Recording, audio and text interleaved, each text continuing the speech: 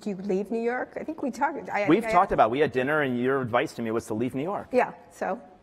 We haven't done that yet. All right, okay, why? Why? You know, I'll tell you what I told you at dinner. That if it was just a business decision, it probably wouldn't be worth it to stay there.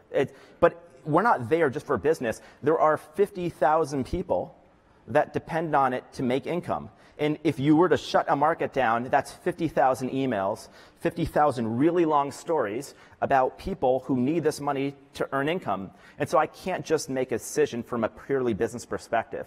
The moment you create something and people come dependent on you, you have a responsibility. And that's the responsibility we have, is to continue to do this for them. Let's talk about those, because that's a great slide, you know, up and to the right, homes, listings, hosts.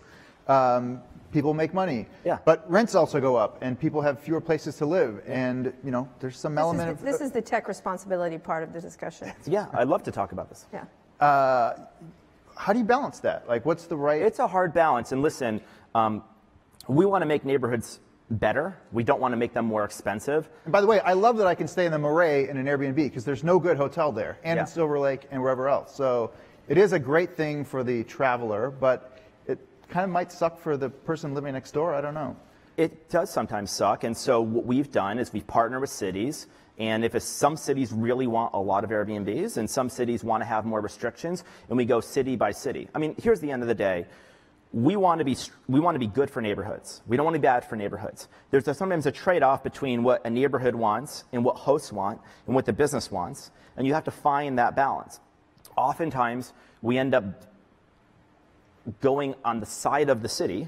Like in the city of New York, we removed all people that had multiple listings. In the city of San Francisco, we are smaller than we were pre-registration in San Francisco.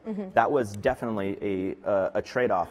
But Amsterdam wants to kick you out? Yeah, and this controversy in Amsterdam predates Airbnb. Explain that for people who don't know. People in Amsterdam feel like there's too many tourists to Amsterdam. Now, you also have a lot of, big bus tours coming into Amsterdam. And so I think this is a major backlash against mass tourism.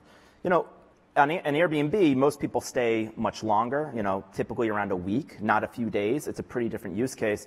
So we want to be part of the solution, but we are a tiny little section of a much broader tourism economy in Amsterdam. 95% of people going to Amsterdam are staying in hotels, and the pushback isn't housing as much as just mass tourism in the city. They call it museumification. But they're focused on you. They are focused on us and our competitors as well, yeah.